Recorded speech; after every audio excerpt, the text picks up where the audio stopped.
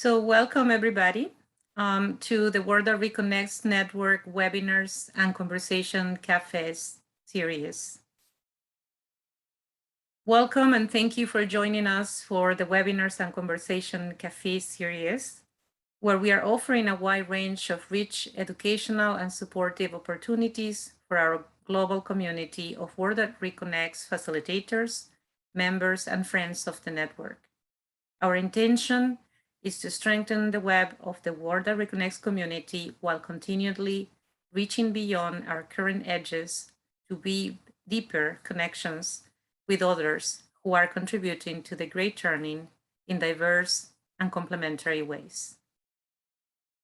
Today, we are presenting working with the Work That Reconnects in community and community groups, facilitated by Margo and Jacqueline Buckingham. So a little bit about these two amazing facilitators who have been facilitating with us for many months now in the network and for many years in their work. Margo van Greta is a pioneer of holistic spirituality and a facilitator of transformation.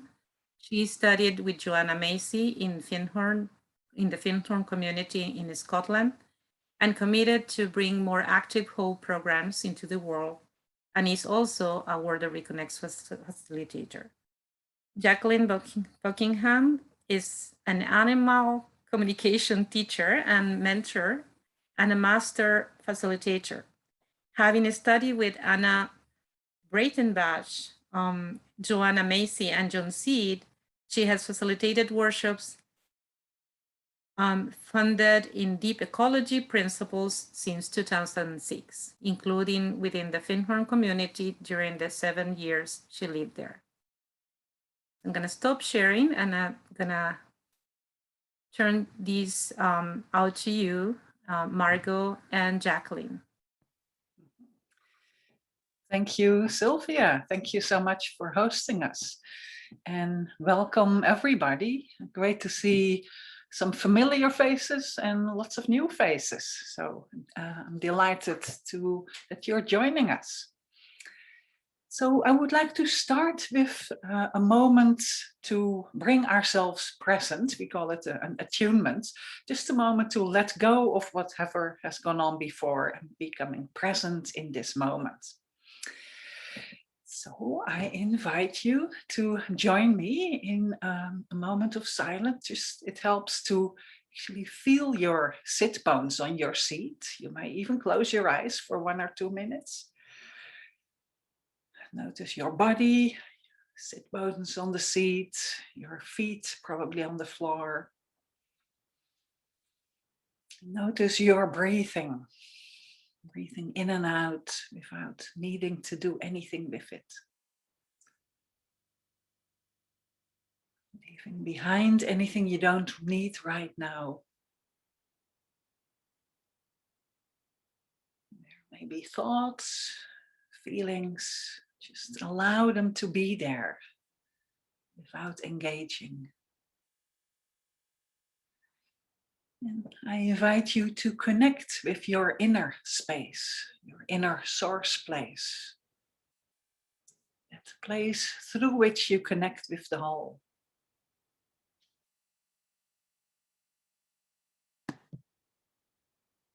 To be present from that space with your own responses to the challenges of our time. In yourself, in your communities, and in the world. Let's consciously connect to the energetic field of the work that reconnects. Bring our full attention to and our curiosity and openness to this time together.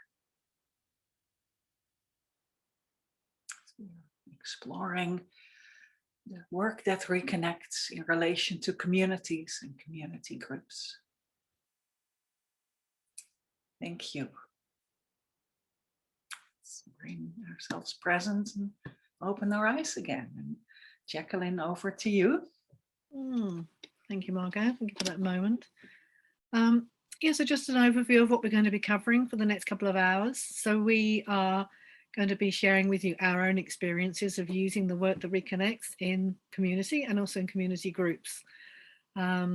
We'll be sharing with you some of the different areas in our experience where the Work That Reconnects and some of the resources have been really helpful.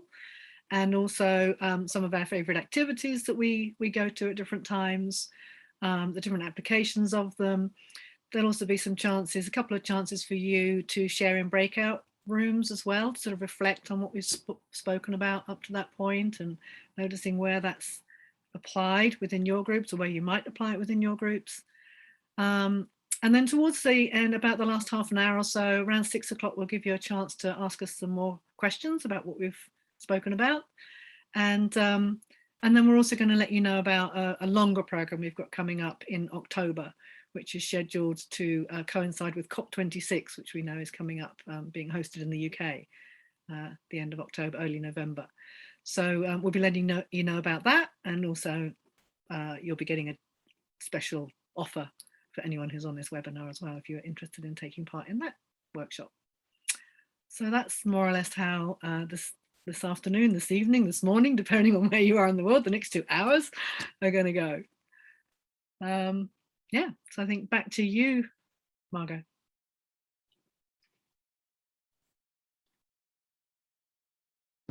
So let's just introduce ourselves. So my name is Margo. I'm from the Netherlands originally. However, I've been living in Scotland in the Findhorn Ecovillage community for just over 30 years now. So in there, I've been working a lot for one of the organizations in that community as a cook and gardener, and then also as an educator, doing programs and workshops. I've been involved a lot in an area called spiritual personal development, actually working with the organization, with the co-workers in it. And I also trained with Joanna Macy when she first came here, or first for me first, about 20 years ago. So I trained with her during her various visits, and at some point became committed to bring more of the active hope and work that reconnects here in the community and into the world, both. Sometimes I teamed up with Chris Johnston, who actually is the co-author of Active Hope, the book Active Hope, together with Joanna Macy. So, and he lives sort of in the next village next door. So that's very convenient. And then later I teamed up with others, and one of them is Jacqueline, where I do some programs with. I'm also a Buddhist practitioner, and I'm deeply connected to nature, and especially locally here, the beach and the bay. That's me in a nutshell. How about you, Jacqueline? Yeah, so as Margo said, we first met one another when we were both living in the Findhorn community. So I was living there from 2011 for 7 years. Before that was in Australia, and that's where I first came across the work of Joanna Macy and the Work That Reconnects. Anyone who's watching this live or on recording who knows John Seed, who also does this work in Australia mainly, deep ecology work. So I've also worked with him as well. So I first came across this in 2006. I just loved it from the moment I first encountered it. For me, it's just such a heart-opening, beautiful way of working. So it's been a part of my life ever since in different ways. I've applied it specifically within different community groups in Australia. I also worked for an environmental charity in Australia for many years, and it was a great resource to go to there as well, which I'll share more about later. And then, of course, once I was in the Findhorn community too, encountering Margo and others there who knew this work. And then, yeah, as Margo said, Joanna also came to the community and had the privilege of experiencing her work firsthand, and also working with Chris and Margo. So it's been kind of woven through my life, I guess, for the last, what's it, 2006? So the last 15 years or so, 16 years. Yeah. And it's lovely to share it. It's lovely to share about the kind of direct application of it as well, like in our daily lives, you know, because it really is a wonderful resource. So that's me mainly. Yeah, the other thing I do is I teach animal communication as well. So I'm also very deeply connected to nature in that way too. Thank you, Jacqueline. So this was a brief introduction from us. We actually really would love to hear a little bit from you. So if you want to write down in the chat, first of all, where are you, which location, and what community or community group are you involved in? Thanks, Sylvia, for posting that question in the chat. So what is your location and what is your community or your main community? Just that's a brief introduction. Please. And you can put that in the chat so the facilitators can read from there. And we can all read from it. Yeah. Mm-hmm.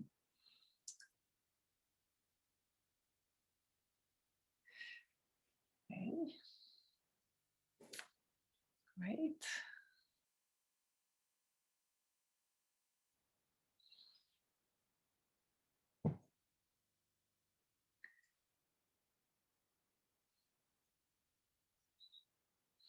Wow, someone from Amsterdam. That's my hometown. Great. Hi, Marjorie.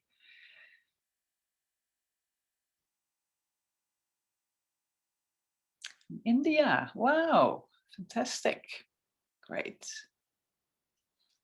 There are a lot more. I can't speak them out. Hopefully everyone's seeing these in the chat room. Yeah. They're popping up.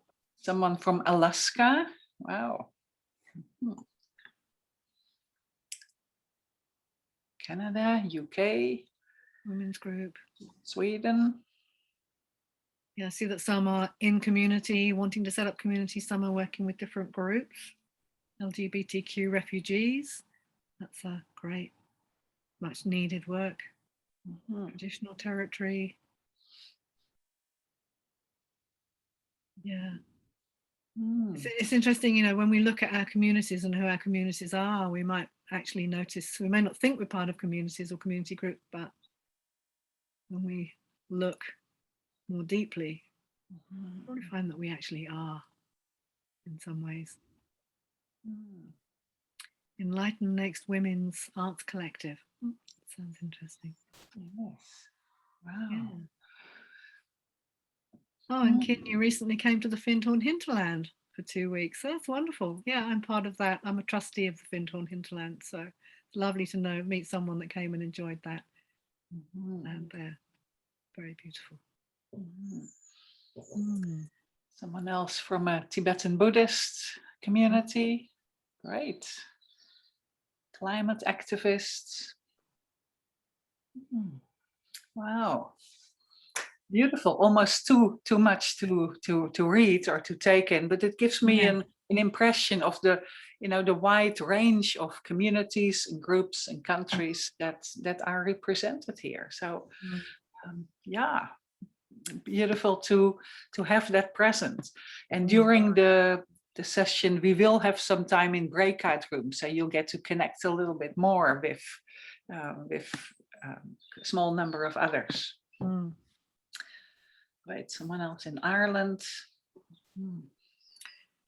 Yeah, and of course, it's also in hearing one another's stories. And of course, we are creating a community here right now on Zoom. So in hearing one another's stories, you might also be inspired and also realize, oh yeah, actually that's something else that I'm involved with or connected to, or would like to be connected to.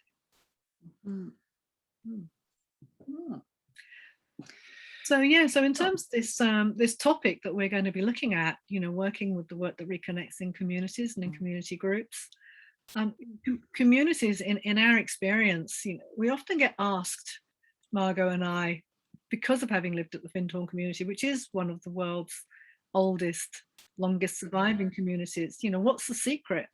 What's the secret of having a community that's still going after almost 60 years and thriving? And really, our experience is that communities succeed or fail in part as a result of the systems that they have in place. So having systems, shared rituals, structures that allow voices to be heard, where voices can be heard, really with an open-hearted way, without judgment or censure is really important, where feelings can be expressed and felt in a healthy way and a held way. Really having a sense of a shared vision and a shared purpose, that's in my experience very important. I think sometimes the idea of a community sounds great, but when we actually stop to look, it's like, well, why do we really want to be in community? So the more concrete we are about our vision and our shared hope and wishes for that community, the more chance it has of surviving, and being really clear about that. So yeah, these systems are all vital to a healthy and healed community, and also with the community group, at grassroots level, working with communities on our doorstep, whether that's about cleaning up beaches or saving the trees, or at a bigger level might be political lobbying, who knows. But again, that sense of a really strong shared goal and vision, and good strong structures that support that to be expressed in a healthy way.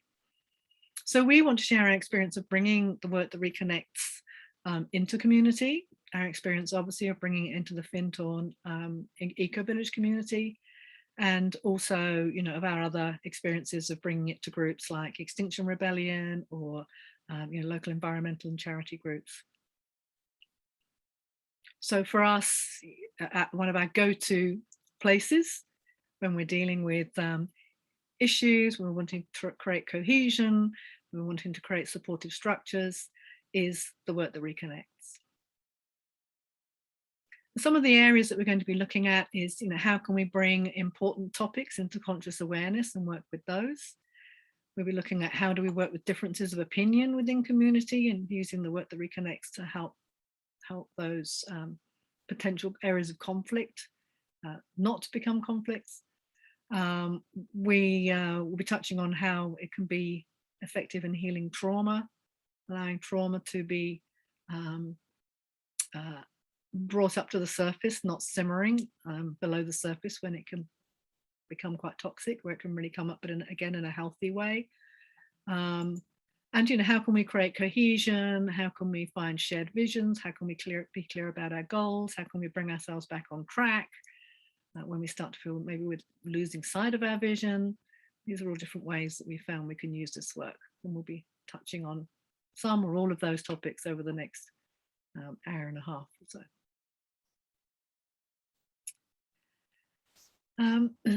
So Margo, would you like to jump in with our first topic area?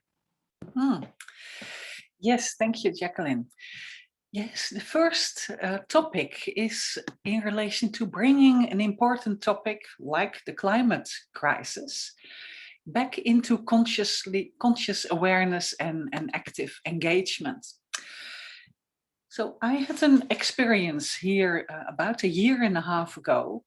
I worked for one of the key organizations here in the community. We have about 30, 40 organizations in the community. I worked for one of them that used to be one of the bigger ones, where we had our annual internal conference. So one of the many supportive structures that Jacqueline mentioned was to have once a year an internal conference where we talk to each other, that was at that time around 140 co-workers, we used to be called, where we talk to each other about, what has been happening the last year, what's happening now, what are our next steps, new directions for the futures, like what is needed at that time. So it was organized very much on a grassroots level. There were people from different parts of the organization, and I was one of them, representing the education area. So we met several times to discuss what are the topics to bring into awareness. What do we need to focus on? We had 2 weeks allocated. So we brainstormed on a deep level. And I remember when I started, one of the things I said was like, we need to focus on the climate crisis, the climate change. That was also at that time, 1.5, 2 years ago, that was important. Yet we kept talking and sharing and discussing and going deeper on all the various topics that were important to us at that time.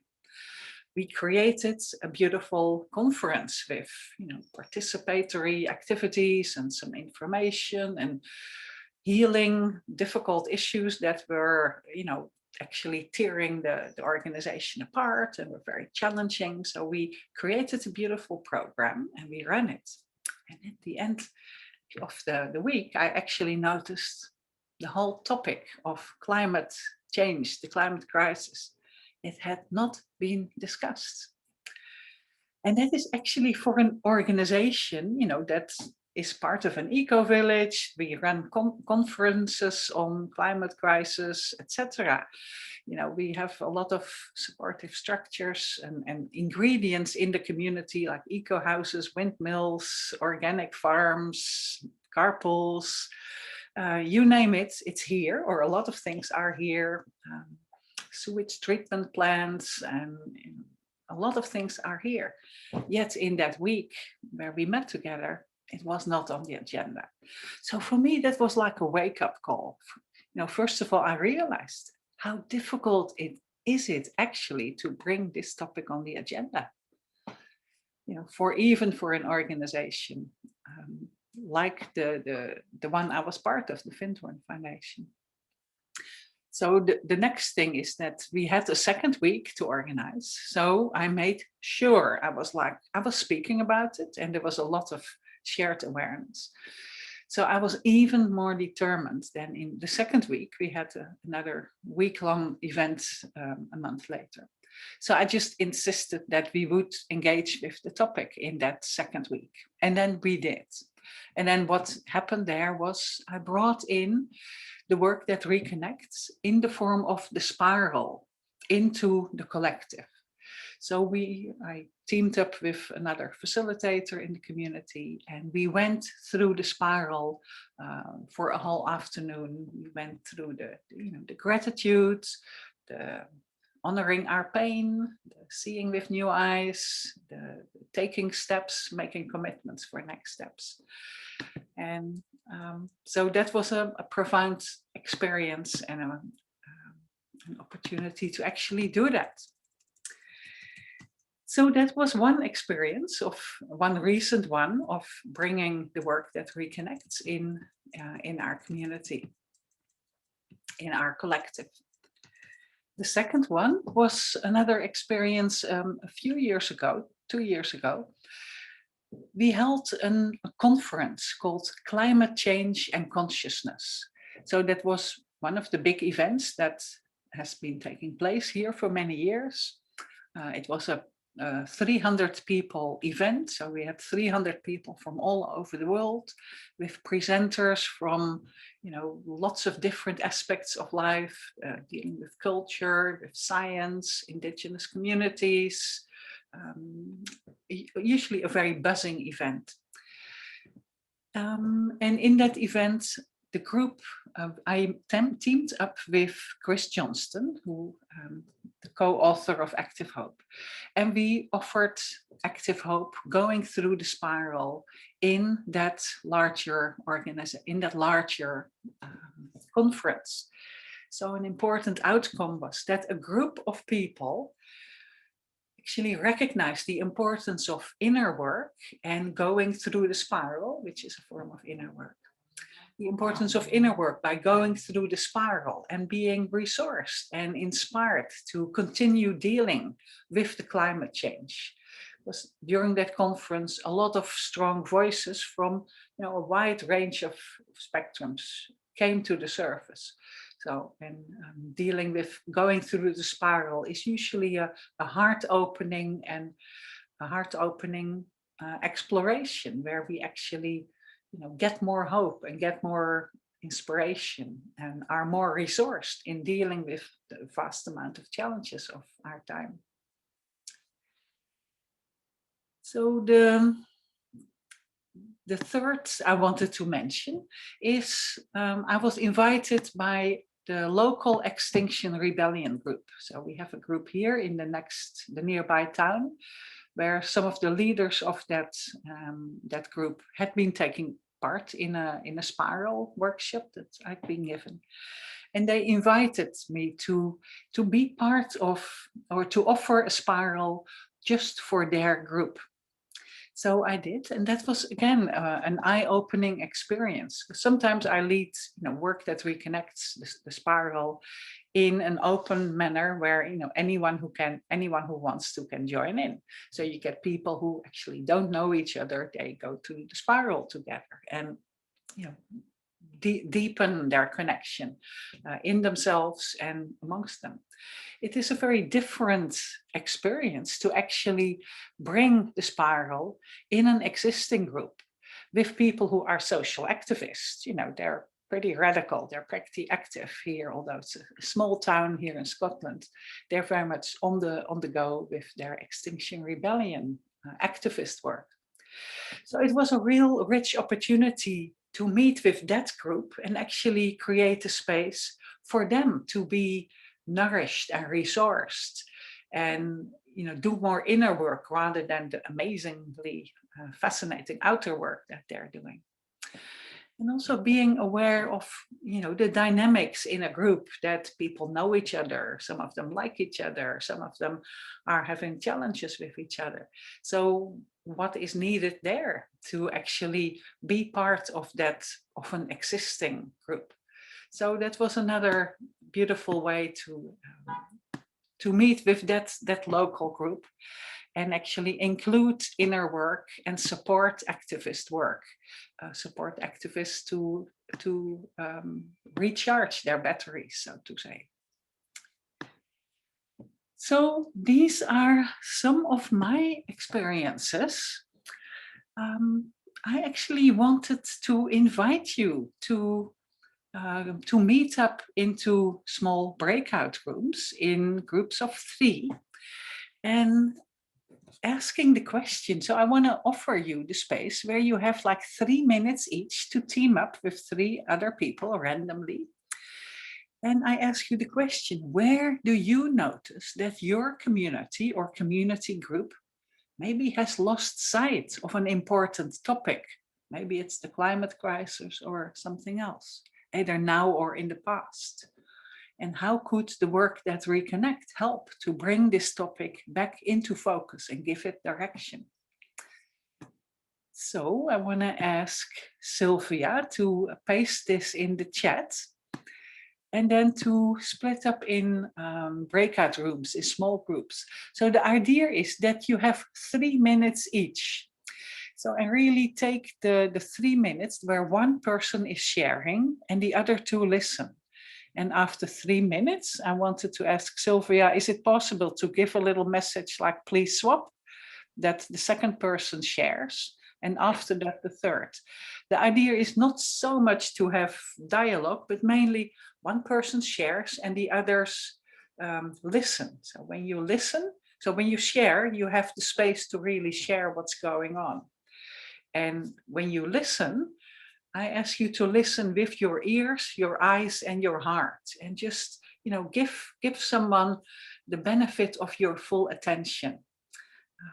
And we have 9 minutes for the 3 of you, and the last minute, you can have a little bit of discussion together. But basically, the main thing is quality time to listen.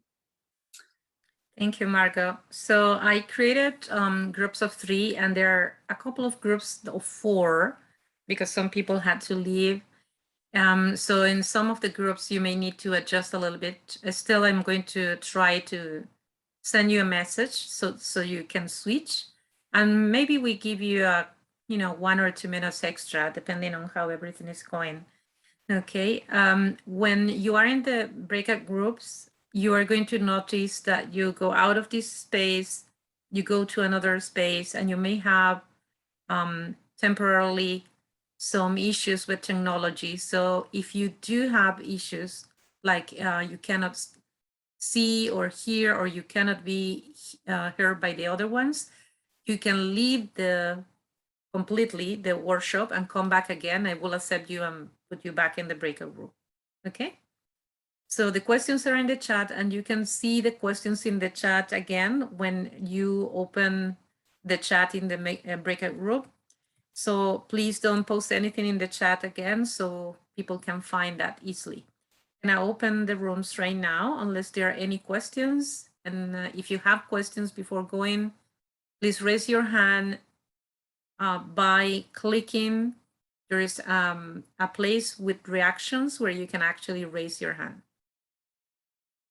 Okay, so I don't see any questions. I'm gonna start the breakout rooms right now.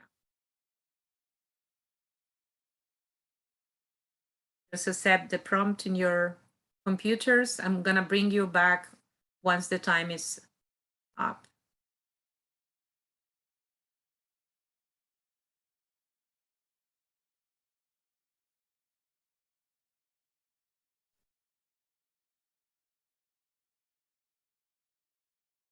Okay, so we have a couple of people who have been having issues with the technology, Jacqueline and Margo. So I'm gonna stop the recording right now. I'm recording it again. Hey, welcome back, everybody. So in a moment, I would love to hear some comments from you, but actually I noticed there was a question from Evelyn from Portland in the chat. I wanted to respond to that. Her question was, I would be very interested in hearing any observed outcomes from introducing the Work That Reconnects spiral that are being presented. Can you see differences in groups after the experience that you could describe? So yes and no. What we usually do, the spiral is a very experiential and often can be a deep experience. And so people go through it in a session, in an afternoon, or in a couple of weeks, if it's a longer course. So it's usually a very deep and very personal experience. So first of all, so people go through it and go through the different aspects of gratitude for, for what they're grateful for in their life, honoring the pain and honoring, usually there is a felt sense going through the spiral of actually a deepening of connectedness to themselves, to their hearts, to the pain in their own lives and the pain in the group and the pain in the world. Then usually with seeing with new eyes, again, there is often I find it's like important to give something quality time. So when we give time to seeing with new eyes, there are new visions and new possibilities and new perspectives. And then the final part, going forth, that is where you actually look at what are next steps. And usually we ask people to make a commitment. So then people stand up and make a commitment saying, I'm going to do this and I'm going to do that. So that is usually where we can actually hear, the more linear next steps. I'm going to write an article, or I'm going to bring this topic in discussion, or I'm going to buy more organic foods, or, use the car less, or, any of these things. So that is where where something are very visible. So that's my answer to you, Evelyn. I hope that helps. I don't know, I can't see you, but does that help? Yeah, anyway, that was my answer. So some of it is visible and some of it maybe more like, I call it part of the ripple effect of an event. So that every event has a ripple effect, ripples outwards. So that's my experience. So I now wanted to open the space for any other comments, something that happened to you in the breakout room. If you would like to speak, then I invite you to raise your hands. As Sylvia said, it's in the reaction. Then raise your hands and share your observation, your comment, your question of what you just discussed in the breakout room. We just have a couple of minutes. Yes, Steve. No, who was first? I saw Steve first. Please unmute yourself. Well, hi. I was really fortunate to learn Active Hope from the two of you, actually, Margo and Jacqueline, and then I got some mentoring, and then I did some pilots. And what I've been experimenting with, and what I said to my group, is how to take Active Hope, which is a very open-ended, non-directed experience, and customize it for a group that has a mission. And I work with Citizens Climate Lobby, a big grassroots climate activist organization where people are burned out and in climate grief. And so what I've evolved to in the workshops that I'm doing for them is to say, this is for people who want to re-energize themselves around their climate activism. So I set the context. If you're burned out, you're numb, you're in despair, come and reconnect to what you care about and how to mobilize yourself and support others to do the same. So this has gotten an overwhelming response. I have 160 people waiting to come to this workshop in batches of 20. And the way I've customized it, and I'm saying this to inform you, but also to ask what others are doing, is the first two sections of the spiral are the same. It's very open-ended. But when we get to seeing with new eyes, I invite them to focus on a challenge they're facing now that they want to overcome regarding their climate activism. Where's your speed bump? Where's your barrier? And then when we get to going forth, I have them focus on what's the next step for them around climate activism and to support each other to do that. And they go into breakout groups. So it's taking the open-ended, free spirit of the spiral where anybody can bring any content and specifically focusing it on a cause and for people who want that. And what I find is they love sharing their experiences with each other because they all have something in common. So that's my experience. And I'd love to hear what others are doing or any comments that anyone has around that, because I'd love to improve it. Mhm. Beautiful. Thank you, Steve. I'm delighted to hear that your groups are so successful. It's fantastic. Yeah. Thank you. Great. Yeah, and thanks for offering that as well, Steve. It's one of the areas that I've used Active Hope in the past is with exactly that. I work for an environmental charity in Australia. It's been going since the mid-70s.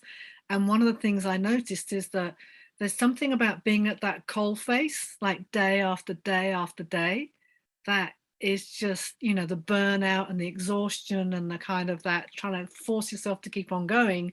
And then bringing in some of those beautiful exercises from Active Hope, it reinvigorates, it reconnects people to the passion, it reconnects them to a sense of like shared purpose. We had the staff, the volunteers, like big groups of people that would come in and take part in those experiences. So what you're doing, I've had that experience of how beneficial that can be. And it's interesting because sometimes we might think that this is great to use at the start of a new community, and it is, but don't sort of write off those more established groups like the Extinction Rebellion groups or the Greenpeace groups or the ones that have just been chipping away. They really benefit from this work too. Yeah. Great, thank you. Robert, you have your hands up as well. Please unmute yourself. Thank you, Margo. And this is my third encounter with you, Margo and Jacqueline. And first, I want to say to Jacqueline that my relationship with my lovebird is like beyond wonderful. It's just remarkable what has been possible. But in terms of Active Hope and being with you all, I was glad in my little subgroup here to be able to share my distresses and sadness with everything that's been going on, all of the summer storms and flooding and things that have been going on. At times it's hard for me to keep my personal active hope while I am also looking at a group such as Deep Adaptation that looks at specific scenarios that they present as inevitable, and how to face that and prepare for possible lawlessness, shortages, upheavals. And that is hard to keep active hope. At this point, I hope to find ways that I could kind of face some of these scenarios while also looking at what I could do in my own personal life, which I do. I obviously do, but the trap becomes, well, yes, I get my organization to do recycling. I do my things. When I see these devastating scenarios, can be hard to feel like my individual efforts will make enough of a difference or can matter. So I'm glad to be here. I need to be in community with you all. Thank you. Thank you, Robert. Thank you sharing your perspective. And appreciate that. Okay, so I noticed there's one more question. Just want to check, Jacqueline, shall we give one more question, or because we're getting to run late? So we do one more? Yeah, okay. Okay, one more. That is Tim. Hello. Yeah, just real quick. As someone who came from 5 years back, the near-term human extinction community, it's interesting that degree of doom, if you will, what Robert was just talking about with deep adaptation, that is. And I think, I go back to Joanna's piece. It looks bleak. Big deal. It looks bleak. And that set of words is literally the title of the article. I'll post a link to it. And what really informs me about this is that active hope is, even in the face of my own mortality, which is guaranteed. As long as I'm breathing, I can be active and be hopeful because I'm active, no matter what else happens. Hopeful, And the other principle that I think is really good is the Zen not knowing mind. We can catastrophize the future, but because of the interdependent origination and arising, everything is so complicated and so intertwined and so many feedback loops and so much that's not understood by science. What's it's going to be like in 20 years? Who knows? Thanks. Thank you. Great. Thank you, Tim. Thanks for bringing that perspective. Yes, personally, I think it's like a combination of like personal work, or that's just me thinking. I actually need to do my personal work, whether it's my Buddhist meditation or my Tai Chi or my walks to the beach, to actually stay sane myself, as well as working in communities and community groups.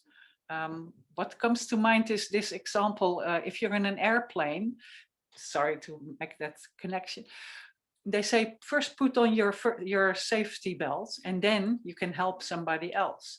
And I find that is one of the aspects of working with all these challenging themes, that one aspect is actually we need to do our own inner work and our own personal resilience, as well as working with groups, our organizations, our communities. This is just my perspective.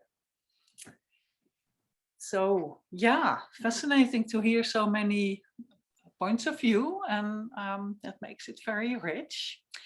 We are about, and just want to say, there will be more time for questions and comments later on.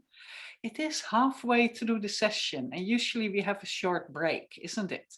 So Sylvia, how long is the break? Can we do 3 minutes?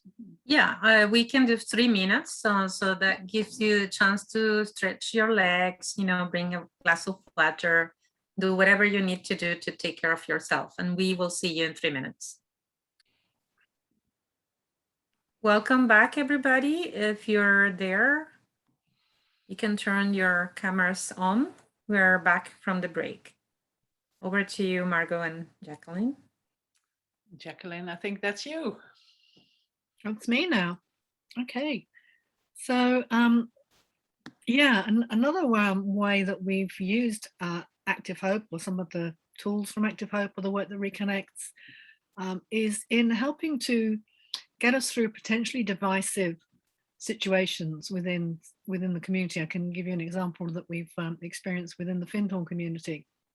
So one of the things about being part of a long-term community like Findhorn is that it's been around for nearly 60 years, and some people have been living there for quite a long time and others are newer. So we have new people that turn up with great new ideas, and then we have the ones who've been there for a long time who have got these sacred cows, you might say, about how the place works. This is how it is, and this is how we do it, and this is how we've got to keep doing it.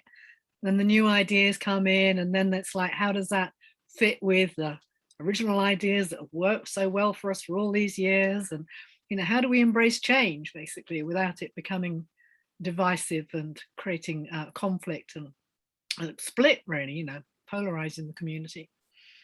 So we had a situation not so long ago where one of the long-term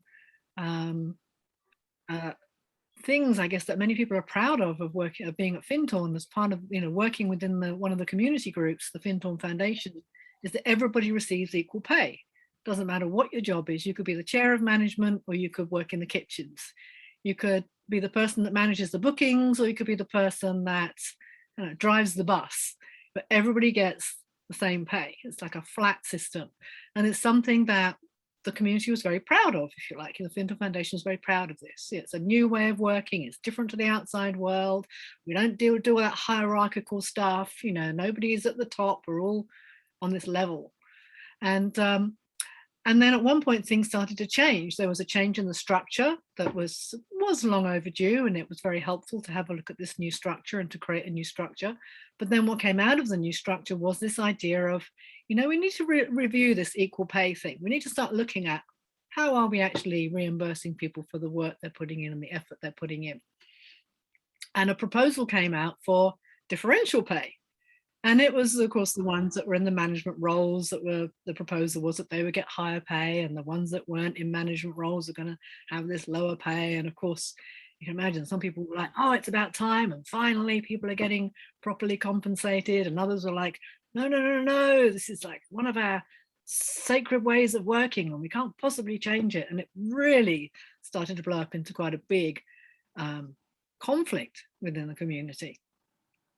So one of the other things about living in community, one of the complexities, is that there are these diverse relationships you have with. You can have a relationship with one person who could be, on the one hand, your friend, on another hand, your housemate, on the other hand, they might be your manager in one situation, and then in a different situation within the community, you might be their manager. So it's quite complex, and we have to work out how do we balance these different relationships and how do we keep them healthy. So something like this coming in can really tip some of those relationships out of balance. And then it's like, how does that then filter down into the other areas where we have relationship with that person?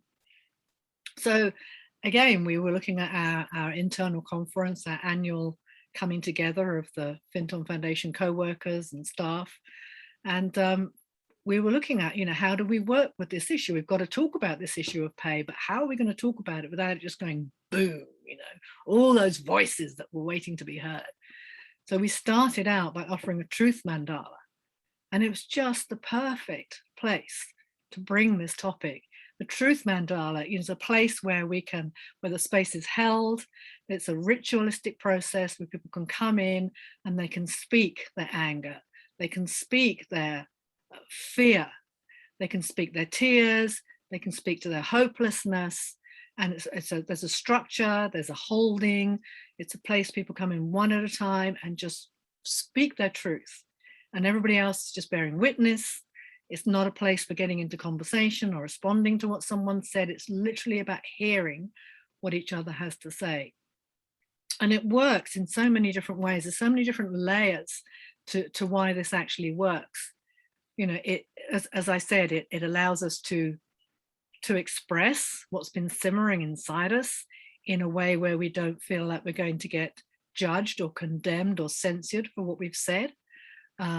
Once we've expressed what we need to say, then there's a space for us to actually listen to others. So it allows us to really hear one another's voices, to really hear what might seem to be an opposing voice. Because the structure of the truth mandala also is that anybody who's holding witness, if you're not actually in the circle expressing your point of view, you're really holding it, and then your only response is, we hear you. So we're not listening in order to respond and come in with our argument. It's like we are literally listening open-heartedly and hearing one another. So it really allowed for this, as I said, this kind of simmering, potentially divisive topic to be expressed and explored and released. Like there was so much energy that was being held in that topic, and the truth mandala just let it all release. and settle, and energy to settle. And then from there, after we completed the truth mandala, we could then have a structured conversation about pay that was coming from a place of already some understanding starting to come in, some perspective on one another's points of view, which up until then might have just seemed oppositional, but actually it's like, oh, there's more subtlety to this, there's more nuance to this than just black and white. So that was one experience of bringing in the truth mandala in a way that really allows, as I said, division to be settled, to be calmed, and to move forward in a healthy, constructive way. We've also used a grief ritual at Findhorn as well. So another of the Joanna Macy's Work That Reconnects rituals is something she calls a grief ritual. We used it slightly differently. We had a woman called Sabonfu Some who came to the community. Some of you may have experienced her work already. And within her communities, she comes from the Dagara community in Africa.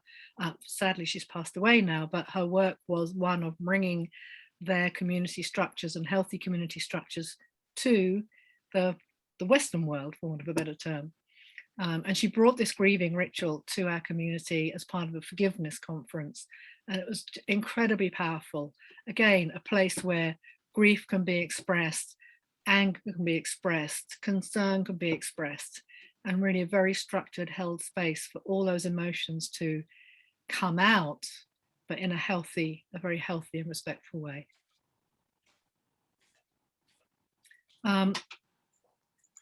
I think I just noticed that Steve might be, are you leaving? Oh no, he's still here. Good, okay. Sorry, I'm just noticing the chat window popping up at the same time. So I'm being this kind of slightly, dualistic moment. So yeah, we wanted again to give you a chance, within the breakout rooms to just look at this, like where, if you are part of a community group, or whether that a community or a community group, it might be in a transition town group, an Extinction Rebellion group, let's clean up the local beaches group, whatever it is, mothers and children's group, LGBTQI group. But you may have had experience, where things are simmering, the division are coming in, conflicting ideas coming in. Is there something you could see now about how the Work That Reconnects could support that, or have you already used that in some way in your own community groups?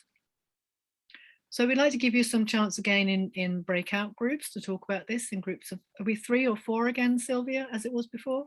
Yes. Yeah. And the same amount of time. We'll give you 3 minutes each to explore it. And hopefully, I know we've got 2 here with Tom and Francis already in one window. Are we able to put them with one other, so they're a group of 3? Is it possible, Sylvia? Yeah, we have groups of 3, and then we had 2 groups of 4. Okay.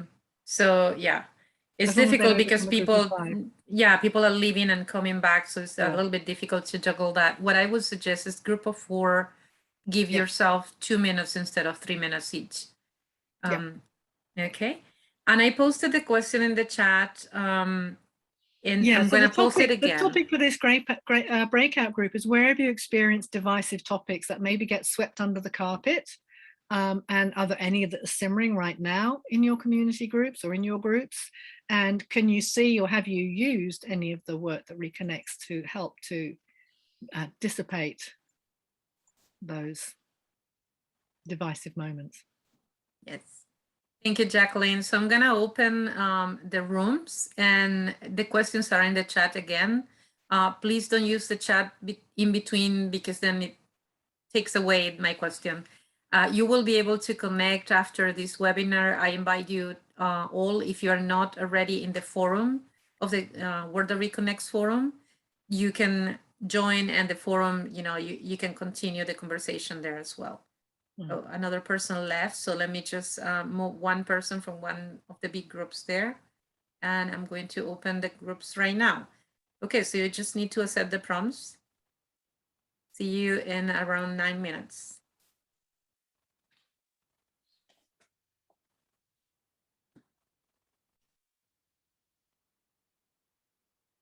Welcome back. Okay.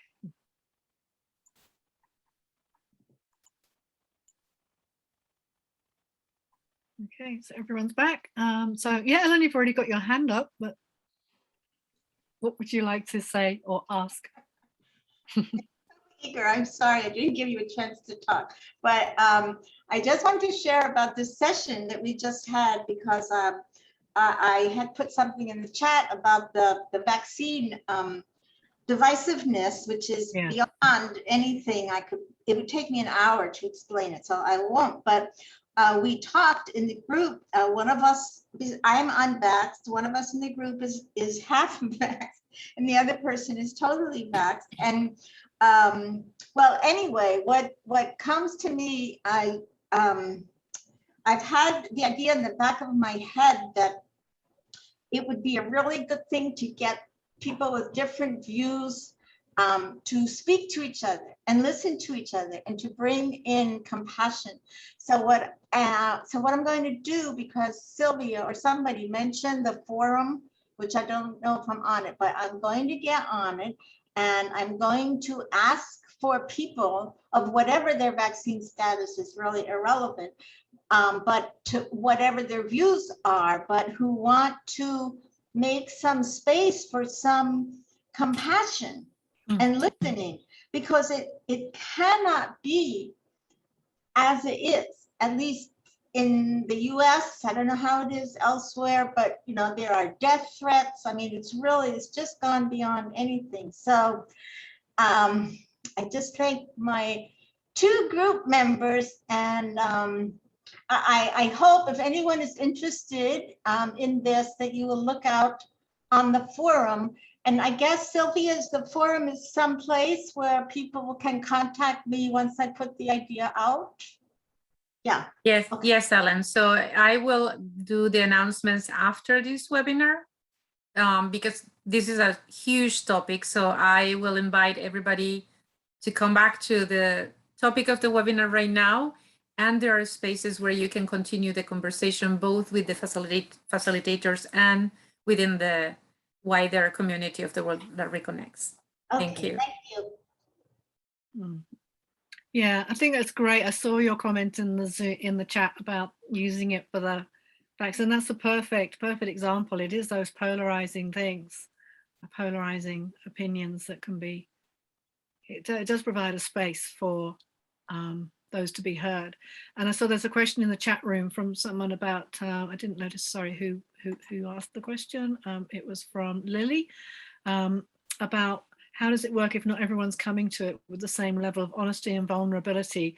You know, my experience of holding the truth mandala is that if it's set up very strongly, so there's a very clear step-by-step process about how to set it up, you know, what to say, how to create the structure for it, how to invite the participation.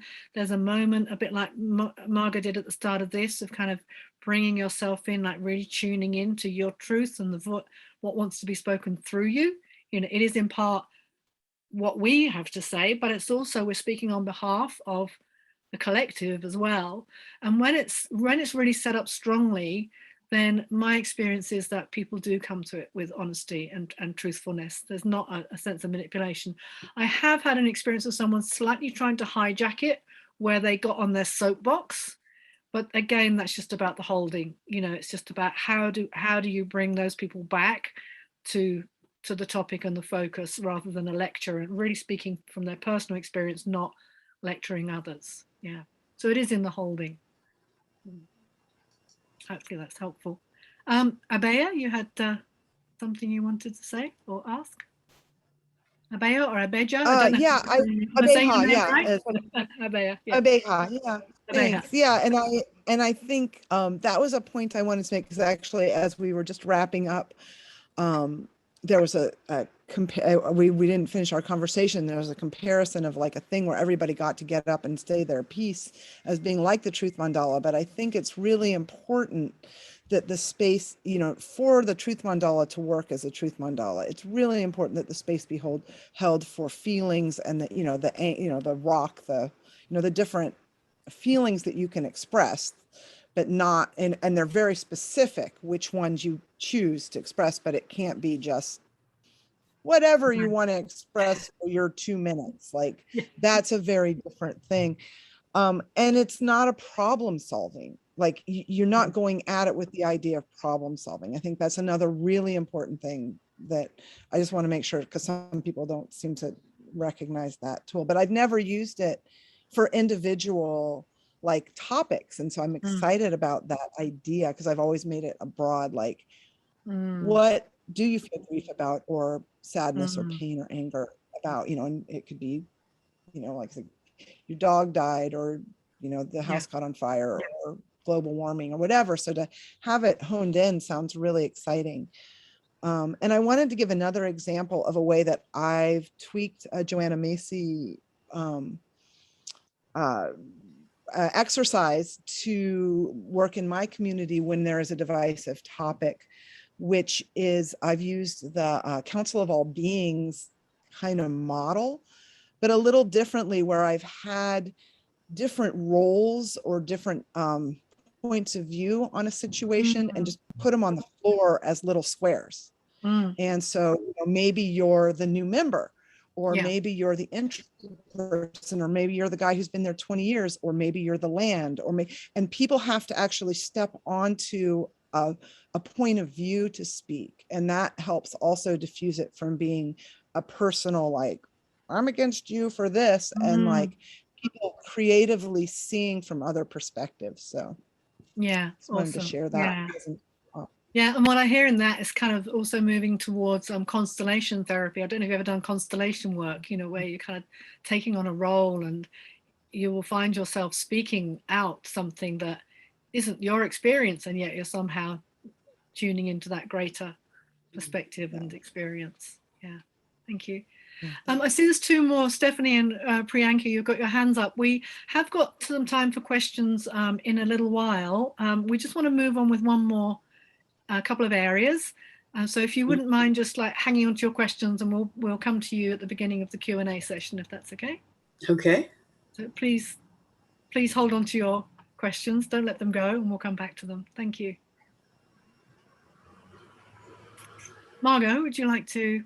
Yes, thank you. Yes, a few words about a recent experience here in the community. So some of you may know it, some not. We had some quite dramatic experiences here in our Findhorn community. During the COVID-19, we actually, one of the organizations in this community took that time to actually make a radical change in the organization by making half of the staff redundant. So, and stopping all the programs. So that was quite an event that, you know, lots of people had different thoughts and feelings around that. That was followed by one of the co-workers, one of the staff members, took a radical action that was quite unprecedented in our organization, and set fire to two of the key buildings in our community. All right, to change to gallery view. So that was a big thing. Our community center and our sanctuary got burned down by an unhappy staff member. So that was a new experience for our community, where we normally, you know, work on harmonious relationships and good communication and that sort of things.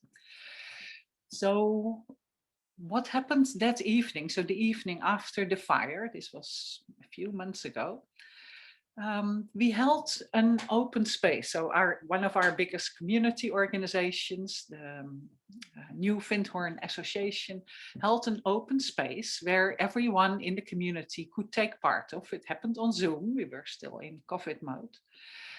So there was an open space for everyone and anyone to share their perspectives.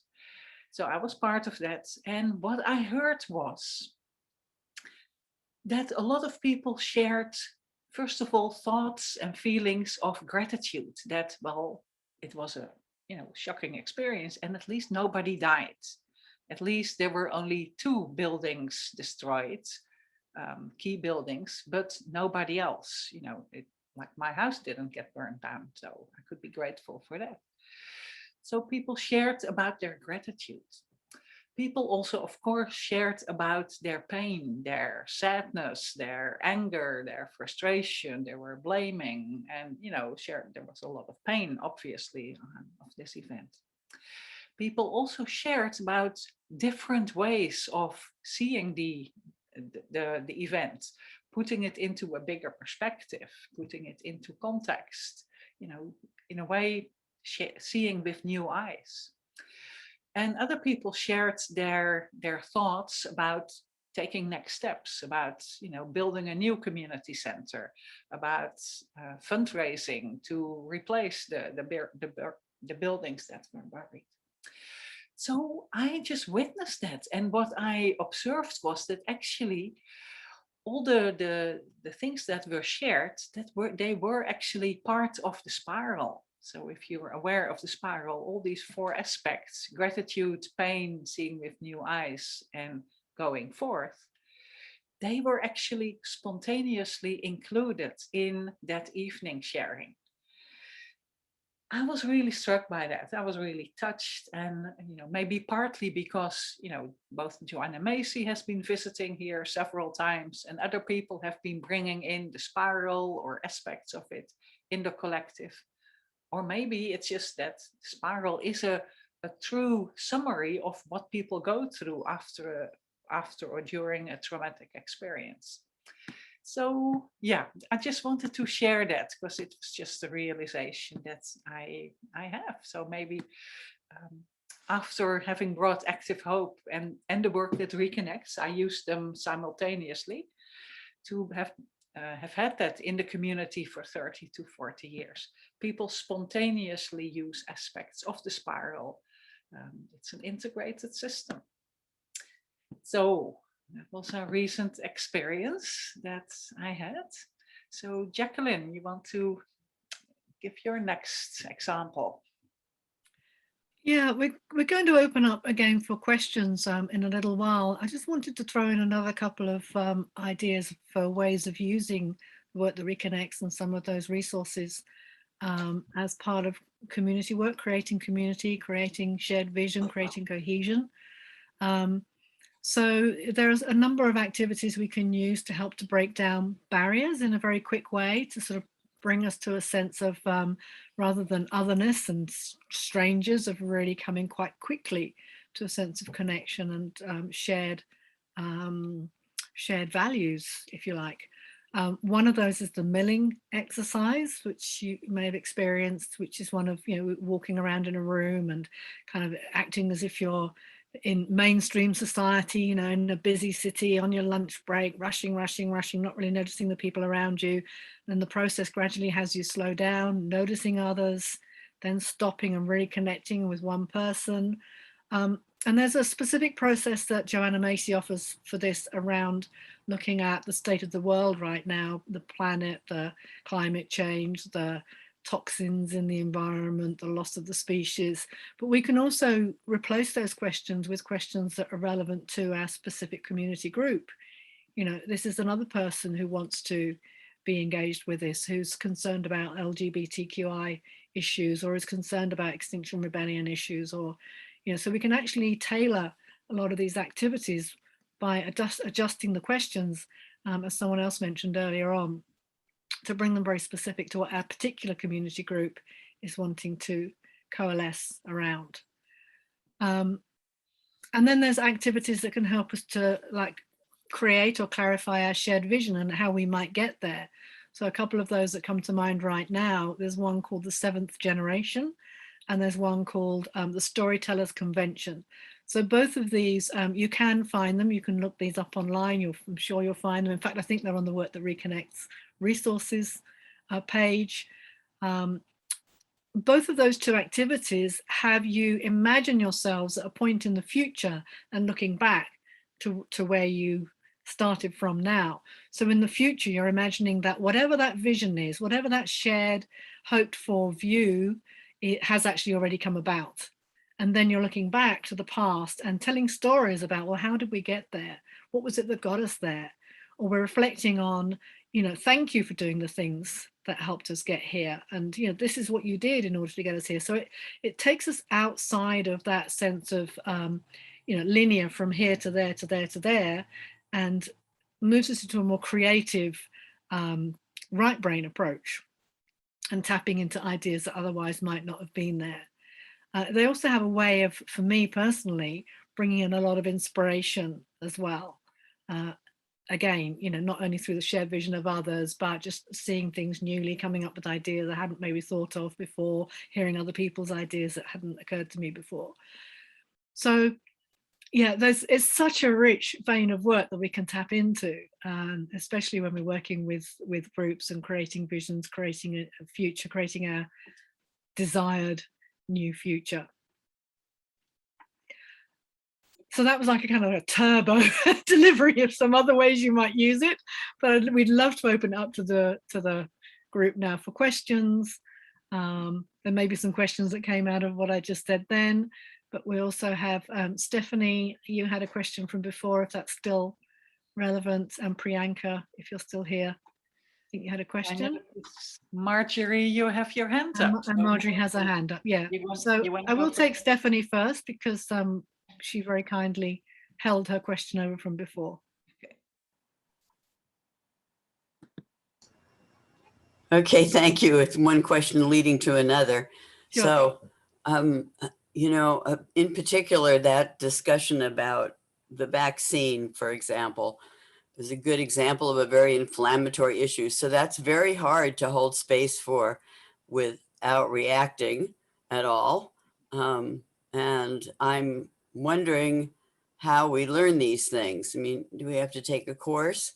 I have experienced Joanna's work one time during a day long at a local Buddhist center, and I, you know, read her books, and I really appreciate what she's, you know, how she looks at things and what she's trying to do. I think it's great stuff. But you know, I don't know how to do any of these things. That storytellers thing, that's great. That's wonderful. I can relate to that. I can use that. I forget what the other one was called. Walking around, ignoring everybody, and finally Milling. It's called the milling. Yeah. The milling. I think we did that one that time. Anyway, so it's a sort of open-ended question. I just don't know how to, you know. I wouldn't know how to facilitate a conversation in which vaxxers and anti-vaxxers were duking it out. Yeah. So there's a few things I can hear you asking in there. So one is about, how do you hold that space without getting pulled in? My experience when you're holding the truth mandala, you have to be disconnected from it. Your own opinions can't come in. In terms of holding space, I'm holding space in service of something else. It's not a place for my opinions to come in right in that moment. You know, that is my job, is to hold the container where others can express theirs. So that's where I'm coming from when I'm holding that particular activity. In terms of where do you learn it, there is actually a program that Chris Johnson has created recently where it's a free training to learn how to deliver this work. I think it's already been posted in the chat group. Yeah, already. I actually saw that. I clicked on it. Yeah. I'm going to do that. Yeah. Sorry to interrupt. There are many programs, and if you go to the Work That Reconnects website, you're going to see that there are many programs, some of them shorter, some of them longer, some of them a support program for facilitators. My suggestion as a facilitator is that you practice you practice what you want to do, that practice first as a receiver, and then maybe with topics that are not so difficult, and then you apply that to a more difficult topic. Yeah, great idea. And also, you know, when you're trying out, maybe try it, you know, with a group of friends or more like-minded souls, just to give yourself the practice of holding it rather than jumping straight into vaxxers and anti-vaxxers. Or, you know. I can't cope with that one at all, and there's a few others, I'm afraid. Thank you. Thanks, Stephanie. Marjorie, I think you had your hand up next. Yeah, thank you. Thank you. This is very inspiring. And I just had a couple of questions. Firstly, I wanted to understand, I think the question was in the chat, someone else asked it, Ajiba, I think. What is exactly the difference between the Work That Reconnects and Active Hope? Are we talking about, is it the same thing, different format? I just want to understand also because I like to become a facilitator of this work and I'm trying to navigate where to start. So that's the first thing. And also, there's such a strong sense of community that is created with this work. So I'm wondering, like, is it just like the workshop and then everyone goes their own ways, or is there a continuation of this community, like reunions? Do people, also what's the impact? And I understand you gave a few examples here and there, but like what's the impact also over time? Just how does this work transform people? Do they build things together? Are connections created? I'm just curious to hear more about that if you're happy to share.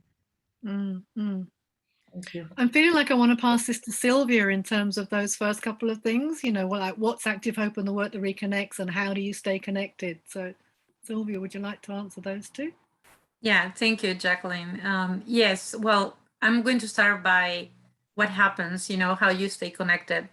What happens actually depends a lot of how the events that you are attending are organized by the facilitators, because the exact group where you start, like this one right now in a webinar, may or may not continue together depending on what you do next. For example, the facilitators here, they have other programs that they're going to be announcing, so you can join those programs. That's one way. The network of the Work That Reconnects is a huge network, and we have many hubs or spaces where people meet, either locally or through online. There are many events, so I invite you to visit the Work That Reconnects network website for that. You can also communicate with us. As for the difference, actually Active Hope was a book written by Chris Johnston and Joanna Macy to do this work by yourself as individuals or smaller groups. So some people utilize that as a book club where they go through the different practices, but it's more like a self-reflection and also using the smaller groups, not necessarily facilitated. Some people do use that as a facilitator, but the Work That Reconnects is more the facilitated practices for groups. And it is done by shorter events, some of them online, some are 30 days retreats. So it depends on where you are. They are offering different ways. I hope that's the shortest answer, but I really invite you to join the website and explore what is in there right now. And I'm aware that we are a little bit over time, so just to let you know that we only have 3 more minutes for answers, and then we go to next. Thank you. Okay, so final comments. Rep Mackenzie, you had your hand up. Yes, thank you. So there was an exercise spoken of earlier, an African person who brought forth a grieving process. Is that also in your resources for the Work That Reconnects, that exercise? No, that was a woman called Sobonfu Some. You can read some of her work and find out about it if you search for her. I can put her name into the chat window. Yeah, she facilitates work that's based on the community structures and rituals of her culture, her tribe, which is the Dagara people from Africa. So yeah, it's slightly different, and there's some crossovers as well. Yeah, thank you. Okay, Rebecca, you had your hand up earlier, so do you have a short comment or question? Yes, just because on many workshops I've seen, and you all are modeling, having 2 people, actually 3, because it's the 2 of you who are facilitating and then Sylvia.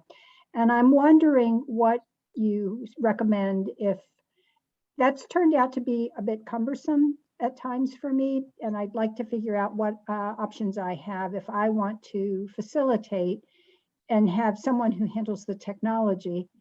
Is that sufficient?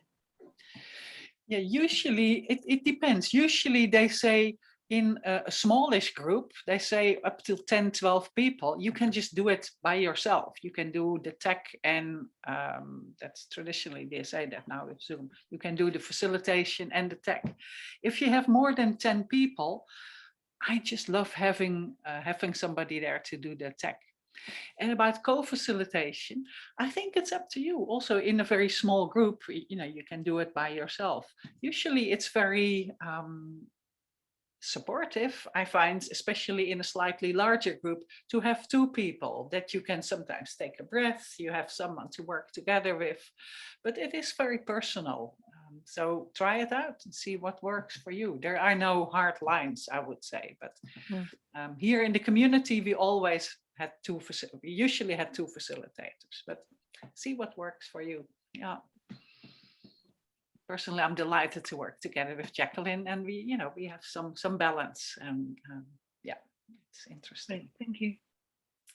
And Mary, did you ask your question yet? You still got your hand up. Just take that last question and then. Yeah.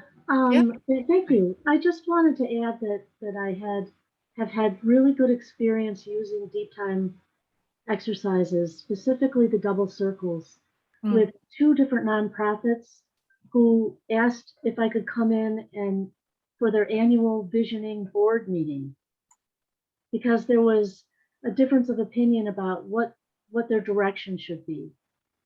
And that exercise was very heart-opening and really helped people to get focused on where they felt they needed to move.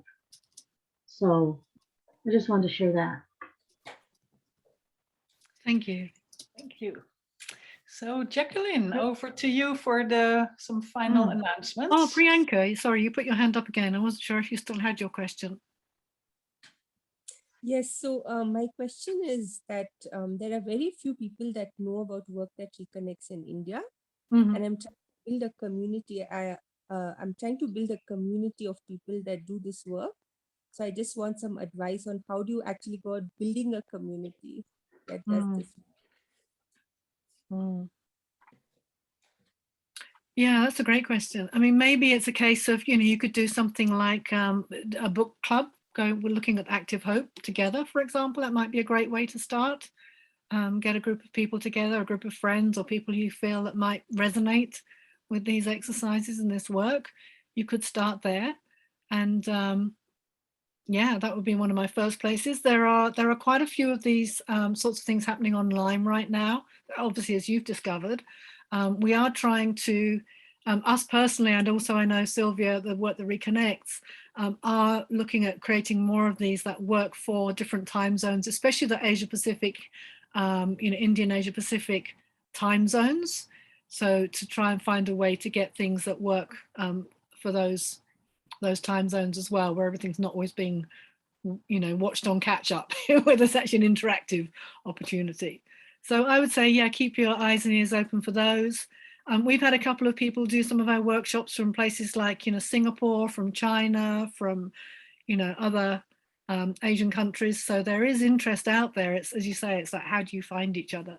Maybe through the forum. Is that a place, Sylvia, where she might find people? There is a space called Connect in the website where you can find people through zooming in the map, and you can see whether they are facilitators or they are friends of the network. And right now we're going through the process of improving the website, so we will have a much better way to help people to connect. But the forum is also a very good way, because you can post in the forum, say what you want, and people will connect with you there. And it's a safe space inside the network. Fantastic. So, I mean, that sort of for us, leads straight into what we're going to be doing next, Margo and I. So we are, I have dual nationality. I'm Australian, British, and I have a passion for making this available for people in Australia, because I know these always happen in the middle of their night, and it's a constant source of, frustration for me. So we are actually offering our next program, which will be in October, at a time zone that suits America. So if you're in Europe, that's actually in the mornings, European time, around 10 o'clock in the morning.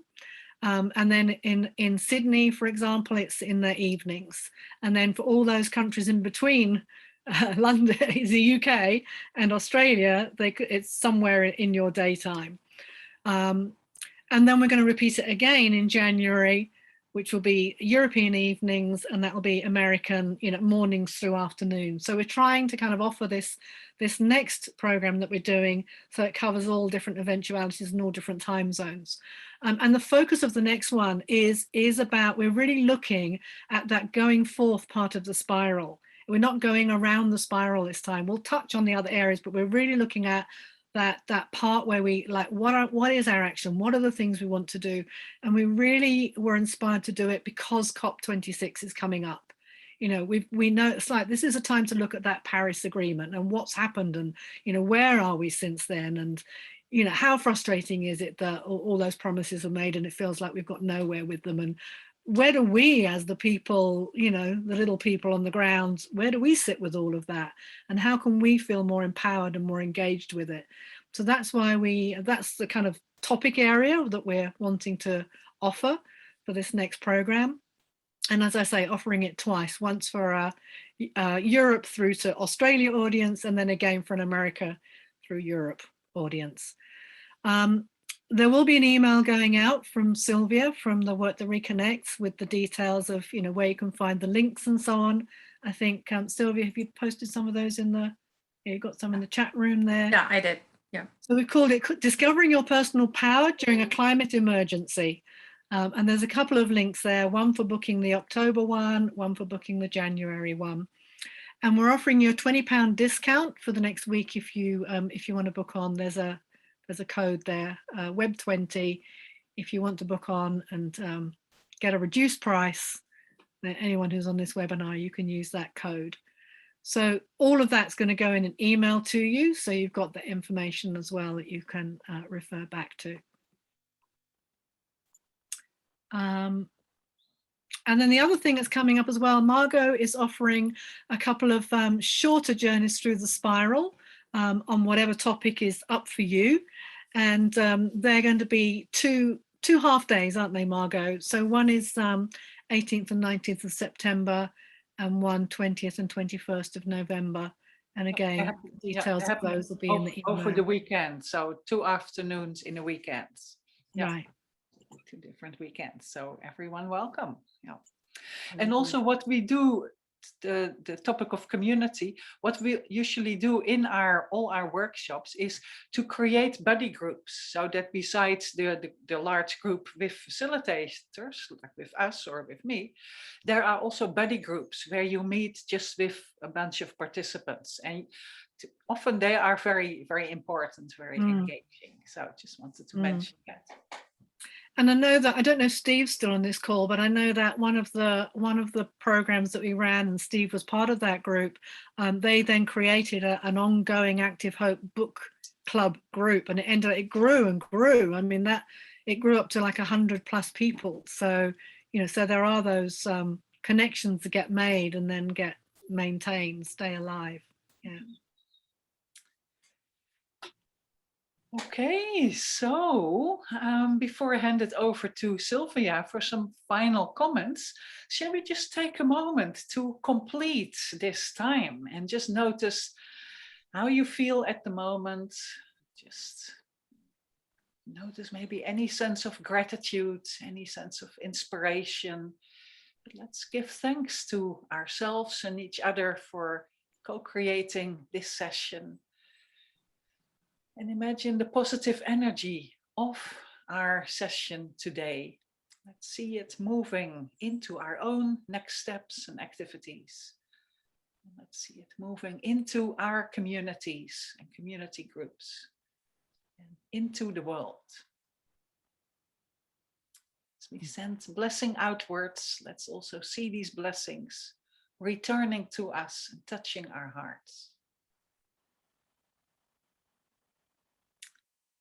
Thank you. And a big thank you also to Sylvia for supporting us and being invaluable this session. Sylvia, back to you. Thank you, Margo. Thank you, Jacqueline. And thank you, everybody. I'm going to share screen for the last part. And There we go. So thank you everybody for joining us today. To learn more about the Work That Reconnects Network webinars and Conversation Cafe series, you can visit our website at theworkthatreconnects.org. We have also dedicated a spot in our online community forum to continue with this conversation and deepen connection around this topic. If you are already registered on our website, you can access the forum by logging into your account and log into your account page. If you are not already registered on the website and want to participate in our community forum and continue the conversation generated by this event, we invite you to become a community member of the Work That Reconnects Network, visiting the page for more information. So thank you, everybody, and I hope to see you in other events organized by the Work That Reconnects or by the facilitators. You're going to receive an email, a follow-up email from me in the next couple of days with the recording and with all the information about the upcoming workshops from Margo and Jacqueline, as well as any other information you have requested through the chat. You can always save the chat from this webinar if you want to save the information that others have shared by going to the chat and clicking on the three dots. That's how you save the chat into your computer. So thank you, everybody. Thank you.